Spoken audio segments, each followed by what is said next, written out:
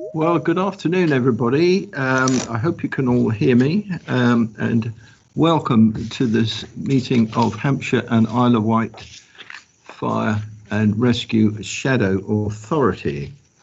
I think we're live with the webcast now. Is that correct? It is correct. So welcome to this meeting. This meeting is being held remotely and members are in attendance via video conferencing. The meeting is being live streamed on the authority's website and will also be available for repeat viewing. Those participating in the meeting are consenting to being recorded and use of those images for broadcast purposes. I'm pleased to welcome Stuart Harwood, representing the Home Office, who is observing this meeting. Members in attendance. Katie, are you with me? Katie? I am, yes, Chairman. Hi. Yes. Can we just check through who is present? So I can confirm myself, Councillor Carter, Chairman of the meeting, so I'm present. Councillor Ros Chad, the Vice Chairman, can you? Yes, she is here. Yeah. Sorry, I didn't hear that. You're present, Ros, are you? Yes, I'm here. Thank you. Councillor Liz Fairhurst. Councillor Fairhurst isn't showing, no. So we record her as apologies. Councillor Jason Fazakerley has told us he's got some problems with IT link. So is Jason here? He's not at the moment, no, Chairman. Not here, right. So Councillor Jonathan Glenn. Present and correct, Chairman. Thank you. Councillor Jeff Hockley. Equally Jeff. present and partially correct. All right. Councillor Sharon Mintoff. Yes, I can see you, Sharon. Thank you. Hello. Councillor Roger Price. I've seen you, Roger. Thank you. Yeah, I'm here. Councillor David Simpson. I've seen you, David. And Councillor Ridian Vaughan. I have seen. Yes. Do we have Councillor Dave Stewart with us now? Because I know Dave was going to join. Not here. I am here, Chair. Yes, I'm here. Sorry. Can you hear me? Very faint. You're there. Oh, I yes, am I can indeed. see you now, Dave. Thank you. Yes. Good to see Like you. being at school, marked register. Right. So, David, use your megaphone. right. We've confirmed who's present for the meeting. So during the meeting, if a member wishes to speak, will they indicate this to me by raising their hand, raising the hand function as the primary method. In the event that this function is unavailable, the secondary method is to use the meeting chat function and type RTS to request to speak. All decisions will be reached through a vote conducted by calling out abstain, against or for, with a pause for opportunity so members can speak up at the relevant time. The outcome of the vote will be confirmed by Katie Sherwood, the Democratic and Member Services Officer, before moving to the next item on the agenda. I would like to remind members that the Constitution standing orders will apply, so please keep your microphone muted unless you have been called to speak, and you may be visible on the screen to the public and to other members, even when you're not speaking. Right, so moving to the agenda, I think we've covered item 1, apologies. So that's Councillor Fazakerley and Councillor Fairhurst. Declarations of interest. I will read that. To enable members to disclose to the meeting any disposable pecuniary interest they may have in any matter on the agenda for the meeting, where that interest is not already entered in the authority's register of interest, and any other pecuniary or non-pecuniary interest in any such matter that members may wish to disclose. Members, you're all very familiar with this, but if anything comes up during the meeting that you think is an interest, well, please indicate. Item 3, minutes of the meeting, a previous meeting that was held on the 22nd of July. Page 1, page 2. Are you all content that that is a true record of the meeting held on that day? I take that as affirmative. Any matter arising? It was a interesting item that we had, alternative notional amount. We will probably be discussing that item again at some time, if not today. So you're content with the minutes then? Agreed? Great. Thank you very much. Deputations, we have none. Chairman's announcements. You will all be delighted to know, I'm sure, I don't have any at all. So we move on to member development. I don't have anything to add on that section of the meeting. Has anybody got anything they wish to say? No? Okay, thank you for that. Moving on then to item 7 on your agenda, page 5, budget setting 2021-22 and medium-term financial planning. Members, you have the report before you. I'll ask Rob Carr, please, to present his report and advise us if there are any updates. Rob, please. Thank you, Chairman, and good afternoon, members. So I think the first thing to say about this report is that we probably have less information about the future budget setting for the new CFA that we've ever had before. So obviously we're in the position of having no comprehensive spending review as we sit at the moment. We have no figures for next financial year in terms of our grant, and obviously we've got the difficulties posed by the COVID-19 position, which I'll come on to in a bit. So just pull out a few key points from the report. So obviously we've got the current year reporting, which shows a pretty much balanced position. What I would say about that, though, is that it is only balanced because we've had £1.6 million worth of grant from the government for our COVID-19 costs and losses. And at the moment, there is a small surplus on that, which is balancing off some pressures elsewhere within the budget. So we're currently looking at those with directors with a view to making sure that we can fully balance the budget by the year end. In terms of COVID-19, as I said, so we've got £1.6 million from the government, and we fully expect that to cover our costs and losses for this year, assuming, of course, that we don't potentially go into a second major lockdown. And obviously there's some announcements today which are short of that, but it will depend on how the virus persists over the coming months. So our assumption is that at the moment that we are covered, but that is on the basis that there will be no further major lockdown or response costs associated with that. Just in terms of turning to the new combined fire authority, so obviously an added complication for us for next year.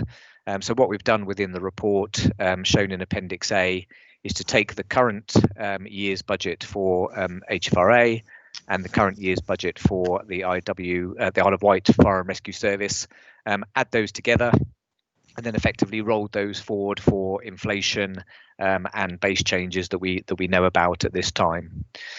So you'll see in Appendix B there are quite a lot of base changes that we've included within that forward budget position, some of which are things that have been approved by the authority, other things are pressures that we know about that we need to address. But overall you will see that base position creates a £1 million deficit for the first year of the CFA for 21-22. At the moment, we are currently reviewing growth bids that have been put forward by departments, and some of those are in relation to the new CFA coming into being. So obviously there are some complexities around that in terms of fully understanding the detail of the Isle of Wight budget, and knowing what is and isn't included within that. So we're currently reviewing and challenging those, but clearly any additional growth bids over and above that base position will effectively increase the deficit which we are required to meet in the year.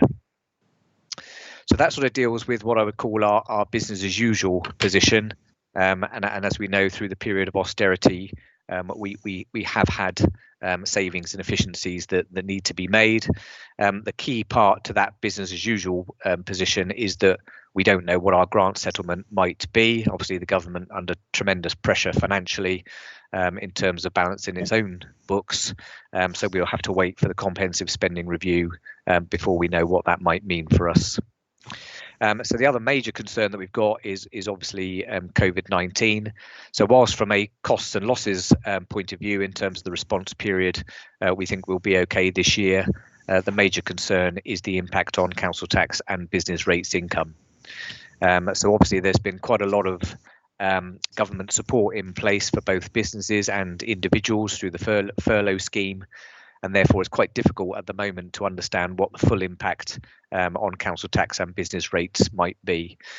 So at the moment we're assuming that there could be a 5% loss in this current financial year, which for us is around £2.5 million, which we're able to spread over the next 3 financial years. So the government have already announced that. But then going forward, if more people qualify for the council tax support scheme, that has the impact of reducing our council tax base in the future, which could mean that we have an ongoing reduction in the level of council tax income that we receive. And again, that could have a major effect for us going forward. So the government has promised some support in terms of those council tax and business rate losses, but as we stand at the moment, we don't know how much that will be, and we also don't know whether that is just for the current financial year or whether that support will be in place for future years. So that is clearly a key element of our financial plan going forward, is to understand what the government's plans are in that side of things. So whilst we do face a difficult position next year, our medium-term financial plan has in the past been based on the fact that we will balance the budget in future years by use of reserves or reducing the contributions to reserves, and we certainly have enough firepower to do that for next financial year, by which time, hopefully, come December, we should know what the outcome of the comprehensive spending review is, what our budget position and our grant looks like going forward. And so hopefully in February, I will be able to bring you a medium-term financial plan that looks forward 3 years and looks at how we might deal with those deficits over that period. That's all I was going to say, Chairman. Very happy to take any questions. Thank you. Thank you very much for that, Rob. I think we all appreciate the constraints placed upon you and your team in preparing this report, not knowing what is going to happen. Right, I'll invite questions. I'll invite Dave Stewart, if you'd like to comment first of all, Dave, if you'd like. No, firstly to thank Rob for a very clear presentation. It's interesting comparing yours with the ones we get from Chris Ward, so I shall now be able to make it competitive, which is good. No, it's very good, very clear, and very helpful to us. And so I've nothing really to add other than to thank Rob for his work. Thank you, Dave. Members, any comments? Councillor Price. Thank you, Chris. I've got 3 questions to Rob. One is on page 13, reserves. I totally understand the HFRA reserves at the end of March will go and transfer into the CFA. What I don't understand is because part of the amalgamation process was looking at all of the figures which involved the HFRA and the Isle of Wight balances, etc., looking to the future. Now, in this paragraph 40, it talks about 0.7 of a million pounds for fire and rescue, which are in the Isle of Wight's reserves. But it then goes on to say that they could actually possibly use some of that for COVID for their own financial pressures.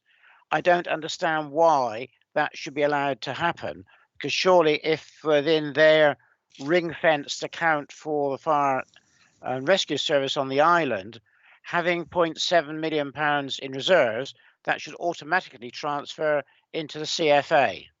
That's the first question.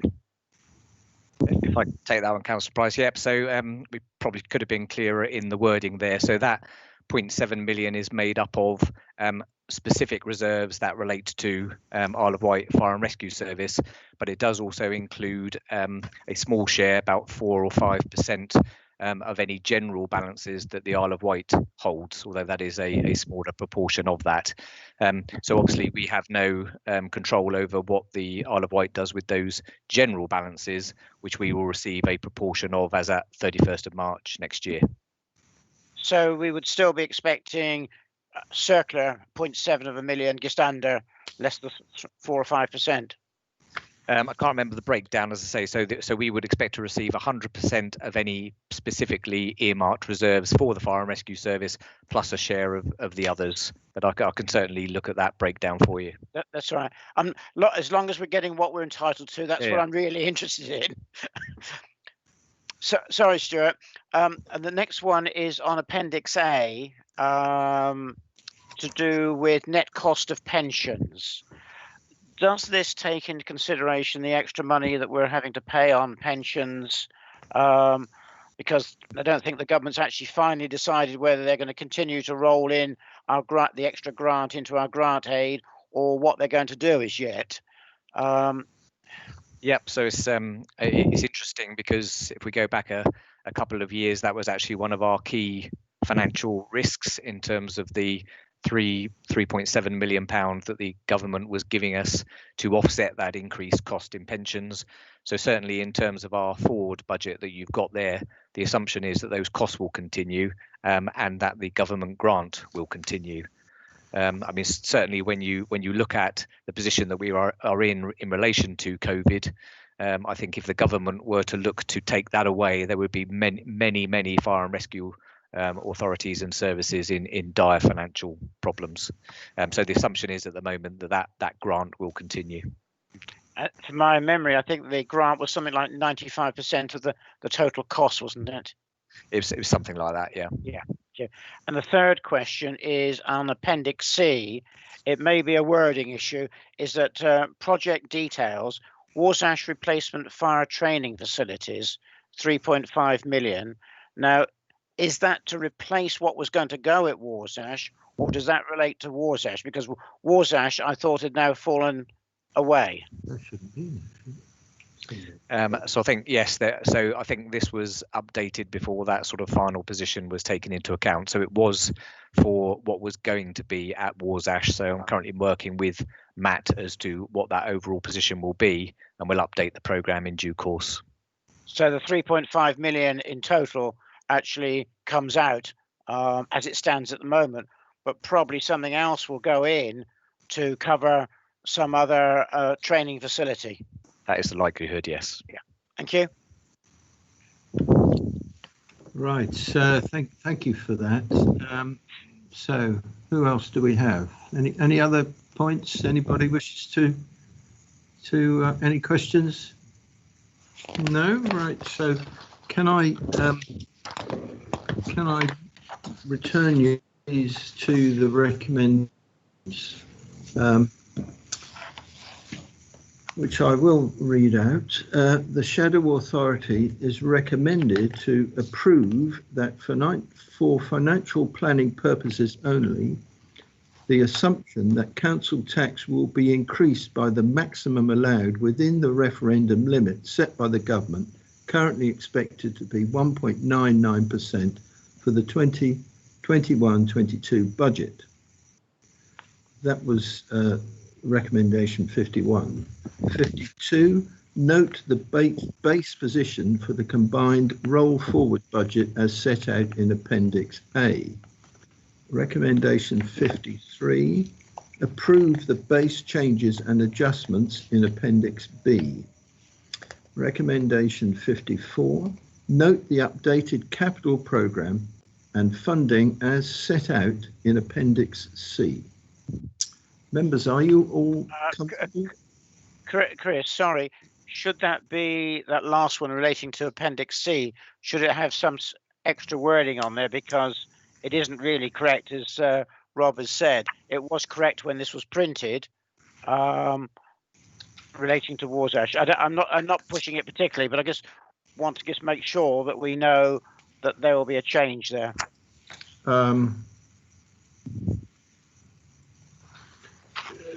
Rob, what is the date on this? There is no date on this appendix, other than that it says the capital programme for funding to 24-25. So we do regularly update that capital programme. So I'm more than happy to take a recommendation that says we update at the next meeting, that we bring a finance report to reflect the changes at Warsash.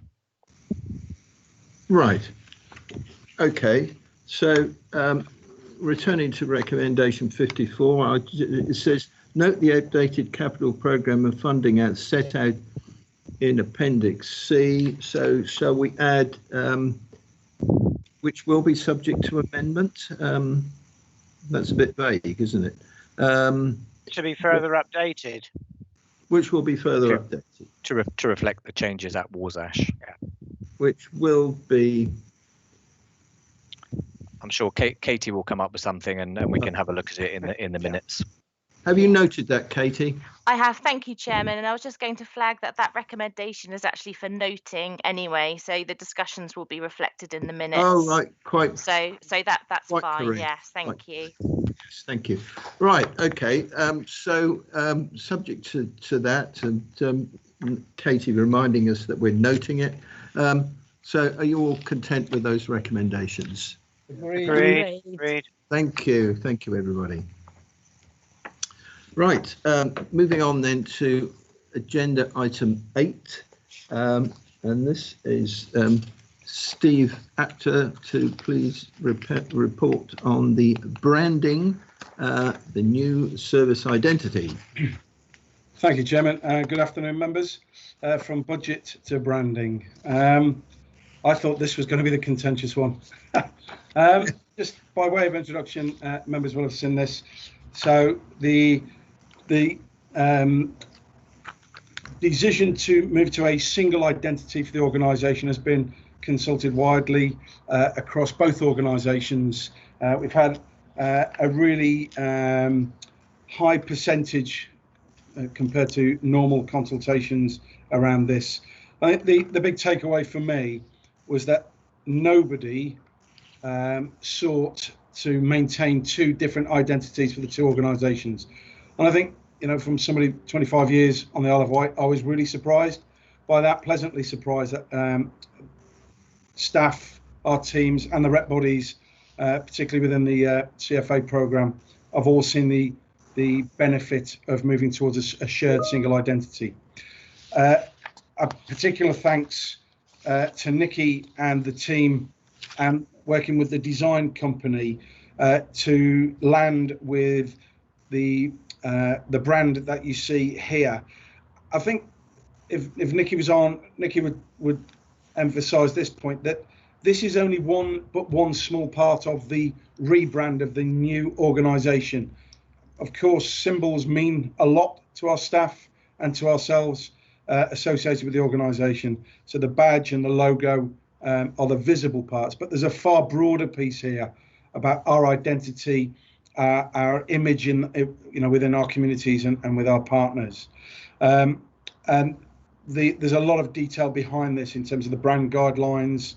There's new legislation comes in place tomorrow, I'm led to believe, around accessibility of brand and imagery, and all of that's been taken into account to ensure the final version you see meets those needs, but also takes into account the feedback we receive from our staff.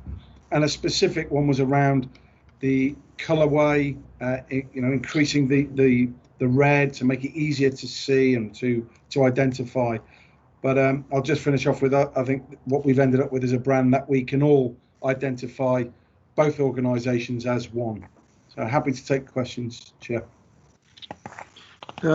Steve, thank you for that. It will be useful to know where we will be on the 1st of April next year, and what will be available to roll out to the new service. So, good question, Chairman. So there'll be more information coming. I've got the next CFA project board next week, where we're going into the detail of the rollout for year 1, year 2. It's fair to say what we're trying to do is to mitigate any financial spend, unnecessary financial spend. So we're trying to roll it as much as we can within existing changes. So, for example, the uniform shirts, we're not going to throw them all away at the end of the financial year and buy all new ones. As and when the uniform replacement program takes place, they will be rebranded with the new brand. So we'll mitigate the financial impact. But I can say very quickly, station identity and station branding will be a priority very early on. Obviously, our social, our electronic or digital footprint will be changed immediately. So from day one, our website, our digital and social media platforms will all be branded with the new identity. Vehicles will be wrapped within year 1. So as they come in for servicing, MOT, so on and so forth, they will be wrapped with the new identity. So the organisation from day 1 will be recognisable across our communities and across our teams.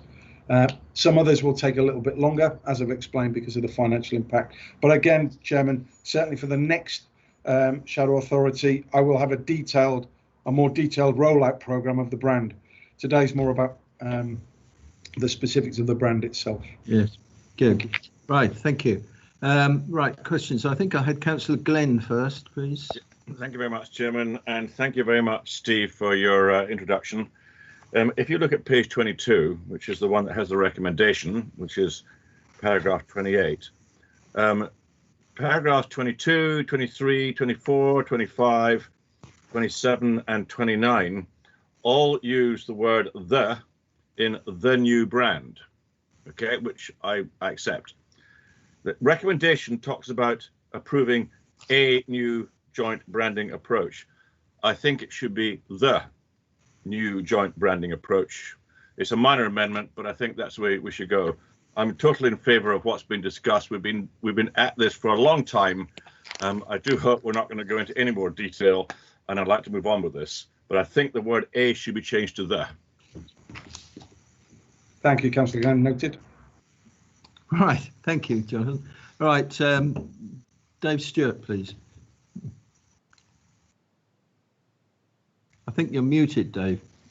Yes, it just takes me a few seconds. Got to travel right across the sea to get that done. And I'm grateful to my colleague, the former chair of our scrutiny committee, who stepped down this month. Actually, he's taken time to read the paper, and it immediately received some very positive feedback, particularly in relation to the. I'll read what he's written. Actually, the notes of consultation with the staff and the generally overall favourable reception, and I think that echoes what Steve said, that this had been good and any tweaking had been done. He also notes that the images are indicative of use on an appliance, which they clearly are, and I'm sure that the designers will be alert to any accessibility issues for those with visual impairment.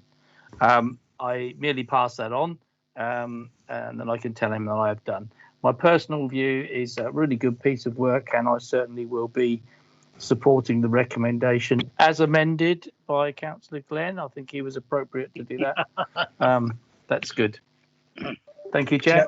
Chairman, if I may, sorry, Councillor Stewart, I've already pulled together a response back for you for Councillor Garrett, so hopefully that addresses that piece, particularly around the accessibility. And it was a really good, timely question, actually. Thank you. Yes, thank you for that. Right, and now I've got Councillor Simpson, please. Thanks. I like the branding. I would make a request that we actually use this at the next Shadow Authority meeting as a backdrop for Steve and other officers, rather than what we currently have where it shows them separate. I think that would help anybody watching. I don't know how many we have, but that would help anybody watching realising that we are now with Shadow and combining. Thank Jonathan for going from the indefinite to the definite. And as far as the visual impairment goes, I'm almost certain I mentioned to Steve that you need a definite contrast. And the reason is because I'm partially colourblind. So if you don't have it, you don't have a good contrast, you lose the words in the background. And we have that. That has been achieved. And thank him for that. Right. Thank you for that, David. Right. So returning to the recommendation, option 1, that Hampshire and Isle of Wight Shadow Authority approve the new joint branding approach. I think that was a very relevant amendment you suggested there, Jonathan, because a new branding approach sort of implies to me that we could have another one later. We have made up our mind. That's right. Yes. So that was a very relevant amendment. So are you all content with that recommendation? Yes. Chris, before you go on, does it need to be identified with what's on page 23, Appendix A? Because in actual fact, as a branding, it doesn't actually link specifically as the recommendation, really reading it again, to anything specific as an article. Okay, well, just to make it absolutely firmly, as identified on Appendix A. I don't think Steve's going to change. I had that in. Are you listening to this, Katie? I am, yes, thank you, Chairman, and we'll make reference to the appendix. We'll say as identified in Appendix A. Good, right. So now we move on, please, to agenda item 9. And this is an interesting paper. People and Organisational Development Policy. And this is Molly Rowlands who's going to present it. Are you there, Molly? I am. Thank you, Chairman. Good afternoon, councillors. I'm glad you find it an interesting paper. I hope that all of you have. So the purpose of this paper is to present our new proposed People and Organisational Development Policy for the Shadow Authority to approve for consultation with both staff and trade unions and rep bodies. As part of our statutory transfer to the new CFA, we're obliged to undertake a consultation exercise with them, which will be happening next month. And we want to use this new policy as part of those discussions with those staff and rep bodies. So the policy sets out the principles by which the authority will commit to govern all employment and working practices for our employees under the new CFA. The policy, as you would expect, is underpinned by a whole raft of procedures covering our frameworks for managing staff, their working arrangements and contractual entitlements. But it goes a bit further beyond what you would expect from a sort of normal HR policy to cover all of those things that help make the organisation feel the way that it does for our members of staff. So it covers how we would expect to develop them, the opportunities we will provide them, the kind of cultural aspects that we want to include, and really seeks to demonstrate the value and high regard with which we hold our employees by outlining our sort of commitment in terms of employee well-being and those aspects too. Understandably at a very high level, because the detail would be in the procedures that sit underneath it. The policy is aligned to our safety plan and to our service values, and I hope you'll find that the language is sort of consistent with those documents as well, and really seeks to just provide that high level commitment to our staff and their representative bodies about the employment relationship they can expect, and the kind of organisational culture that we would seek to create as we transition to the new CFA. So I hope happy to answer any questions, but I hope you'll be happy to approve it for staff consultation. Thank you, Molly. Councillor Glenn, first question. Yes, it's a bit. Can I just say this is really a Hobson's choice, and I'm all for option 1. But I was just trying to imagine if we were going to be, if it was going to be recommended that we go for option 3, because we would have had this paper. Okay, somebody would have done a lot of work on it, and the recommendation might have been not to approve, right? Which seems a bit odd to me. But I'm very happy that we're recommending option 1, and I'd like to. Let's say, certainly propose that. Thank you. Seconded. Don't know where that noise came from. Dave Stewart, Councillor Stewart. Once again, Chair, thanking the authors of the document. Very clear. I particularly like people reference rather than HR. That's bit more personal. I like that. I think the promoting of the health, well-being and safety of our people is a particularly relevant statement actually at this time. And my colleague once again has said on the POD policy, I have in mind the report to corporate scrutiny, that's the Isle of Wight corporate scrutiny, on the fire service inspection improvement plan. And at a first read, the POD policy seems to be in line with the issues that were reported in that report. So there's clear consistency and link, and that's very much appreciated. So other than that, I shall again be supporting this proposal. That's good. Thank you, Chair. Thank you. Right, if there are no other speakers, I'll take you to the recommendation, which is, of course, that we approve that there be consultation with representative bodies and trade unions and the staff. So the recommendation, to read it out, the Hampshire and Isle of Wight Fire and Rescue Shadow Authority approves option 1, that the new POD policy principles for HIWFRA for consultation with representative bodies, trade unions and staff. You all approve of that recommendation? Yeah. Agreed. Thank you very much. Thank you. And well done, Molly, and your team. I think this was an excellent report. It's just a few pages, but clearly there's an awful lot of work behind this. So very well done. Thank you. Right. We now move to item 10, exclusion of the press and public. Mr. Chairman, why? Sorry? To interrupt, but it was the only way. Why are we going into confidential? There was nothing on the paper I could see that should be confidential. So I'm sure there must be a reason. I just couldn't see it.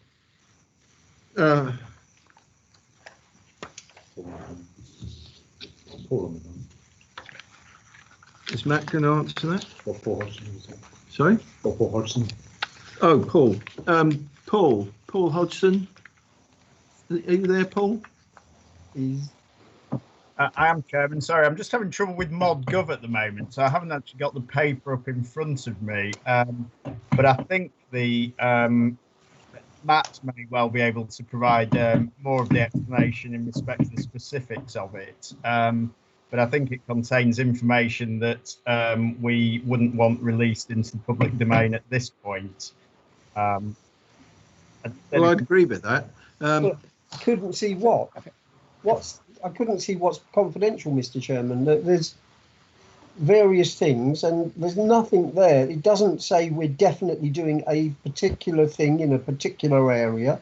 It's all generality and so on. It just isn't specific enough, in my opinion, and I accept I can be wrong, to justify going into confidential. I think, Chair, sorry, Chair, are you there?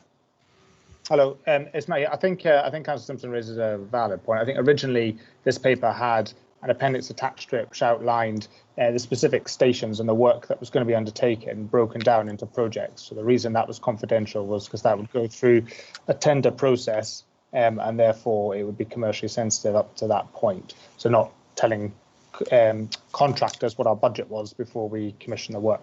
However, recently that was removed, and I suspect what's happened is that the paper then hasn't been restricted as part of that. Paul, if you agree, that's sort of where I think my thinking is with this. Well, that's a moot point, Matt. You've still got a recommendation there, and what was on the appendix that we don't have now still actually applies. You're still going to prioritise the station refurbishment programme as soon as you're able to next year. Well, okay. We've moved into another item, whether this is confidential or not. What do members feel? Jonathan, you want to comment? Right, I'll turn it off. All right. Well, thank you, Chairman. If you look at page 34, background, basically it's a debatable point, but it says 7 says the physical condition of the fire service buildings on the island are considerably below the standard of those on the mainland, and then it goes on. Okay. 8 says this lack of direct investment over several years has led to a reduction in the standard of the physical built environment from which the fire service operates, and mentions senior levels. I think that alone is a very good reason for it not being public, because it might create public concern. So what we've done now is we've discussed the relevant bit in public.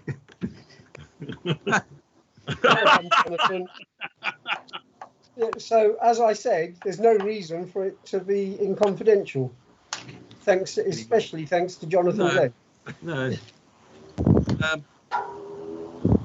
Oh gosh. Mr. Chairman, it's Roger. I think I understand where David's coming from, and I probably would support what David is saying. But when papers come out which do have a legal part on them which says they shouldn't be in the public arena, I would want from our legal advice here, should this now be in the public arena or should it not, before we proceed? Because I think that would be very wrong to proceed.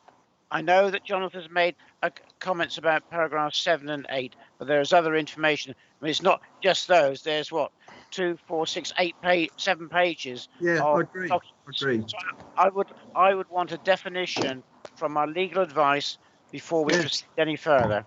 Paul, I know you're there, Dave, but I'll go to Paul because you're online now, Paul. Thanks, Chairman. And I have actually managed to get back into Modern Gov now, helpfully, so I can actually see the paper again. I think when this was discussed and the exemption was approved, as Matt said, there was some concern about the information in the paper going into the public domain pre-tender exercises and therefore potentially distorting competition. So the issue is really whether the paper would still do that as is. And it does actually give some information about what the future plans are. So it is really a question about whether that information will hinder us in or render any future tendering processes unfair. Now, I think it may be prudent to err on the side of caution at this stage, because I think if there's any doubt, then I think it is sensible to maintain the exemption with a view to later on being able to publish the information as and when it isn't going to cause any problems. But ultimately, it is a decision for the authority at the end of the day. So it is something that you can choose to make public now if you want. And Matt, I don't know if you've got any further thoughts on that particular issue. It seems to me it does contain some financial information about our proposals, which may be better in out of the public domain for now. I mean, Yeah, I mean, as you say, I think you can debate it either way. So, and if members feel strongly either way, I think originally the exemption was because we outlined sites and specific work we were going to do on those sites. But a decision in the last week or so removed that appendix from the document. So now, as I think Councillor Simpson pointed out, there is an aggregate total in terms of the amount of money we want to spend on year one, and whether that would commercially give us any sort of concern or not is debatable. But from my point of view, we can operate either way. It's really down to members. Right. So I've got Dave Stewart wanting to add to this. Thank you, Chair. I probably would err on the side of caution, albeit I am in principle someone that likes to see as much transparency as possible. If you refer to page 37 of the currently confidential document at option 1, and indeed if you take item A at option 2, it does indicate some of the very specific work and the finances. And when you come to the recommendation, there's very specific financial information in that. And it is this principle that we need to protect, but not just protect, I think we need to ensure maximum value for the public purse, and we don't want to do anything to undermine that principle. That would be, I suppose you could say, the argument for keeping it confidential at this stage, and we've not had any legal advice to the contrary, albeit I hear what Matt said. So I would just raise that, because once it is out in the public domain, as you indicated earlier with the unintentional outline comments from Councillor Glenn, you can't take that back then, it's in the public domain. But I think there are other factors in here which we should at least have informed consideration of. It may well be in due course that information can be put in the public domain, and I would obviously be keen to see that as soon as safely practicable. That would just be my observations. Thank you for that, Dave. Roger, are you wanting to speak again on this? Yeah, if I can, please, Chris. I think looking at it is that other than the monetary value at option 1, and then when you link it to what appears to be, if you look at option 2, although option 1 is what is recommended to us, is a number of sites where work will be done. It doesn't itemize the individual sites. It doesn't itemize the amount of work on each individual site. And therefore, that's when I would say that, yes, it has to be confidential. If you were saying that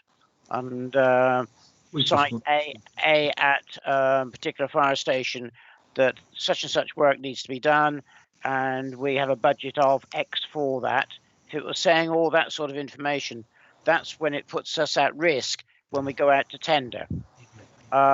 Looking at it as it stands, I can't see that it's putting us at risk anywhere other than anybody reading it will know that we have a total budget, which we all know can be amended at any given point. That's what we have at the moment to do the work that we would hope to do in the coming year or years. So it doesn't item. So I don't see in going out to individual contracts, I don't think it puts us at risk personally. Right. Well, we've had an interesting debate about a paper that we haven't yet considered, and it's not in the public domain, and it hasn't been published. So I don't think we can now take it and put it in the public domain when the public haven't got it. So either we take it as a confidential item or we withdraw the paper, and that I don't think will help the. Can I help? I think the simplest thing is just take a vote. Yes. Well, I will propose that we take this as a confidential item. Okay. Anybody second that? I'm in favour. Good. Chairman, would you like me to do a roll call vote of the members present to see whether they're happy to continue with the item as exempt? Yes, please, Katie. Okay, thank you. So I'll go through the members alphabetically, and if you can just confirm whether you're happy to continue with this as an exempt item. So Councillor Carter is in favour. Councillor Chad? Yes, in favour. Thank you. Councillor Glenn? I'm in favour. Yeah. Councillor Hockley? In favour. Okay. Councillor Mintoff? Abstain. Abstain. Thank you, Councillor Mintoff. Councillor Price? You're muted. Sorry, you're muted, Councillor Price. Yeah, I'm against. Okay, thank you. Councillor Simpson? I'm against. Thank you. And Councillor Vaughan? In favour. Thank you. So that's a majority in favour to continue with this as an exempt item, Chairman. Excuse me, you Could didn't ask Councillor Stewart. Sorry, Councillor Stewart, sorry. That's all right. So we'll get used to it. I'm in favour of the proposal from the chairman. Thank you. Apologies. Thank you. Thank 6 you. to 2. Right. Did somebody else wish to comment on that? Sharon, you No. were asking? No. Right. So we now return to, where am I looking at? Chairman, my, I think you should say that has passed. That has been agreed. yeah, well, Katie just said that. Oh, did you? All right. Okay. Yes. So we will take this as an exempt item. So I return to item 10, which is exclusion of the press and public. We're now closing the meeting to the public as the following report is of a confidential nature and there's a requirement not to disclose information in the report. Information discussed, particularly in relation to external parties, it can be of a sensitive nature. Discussions, negotiation, proprietary information of business affairs plans, intentions, and or technical information, designs, or trade secrets. So can we please disable the webcast now?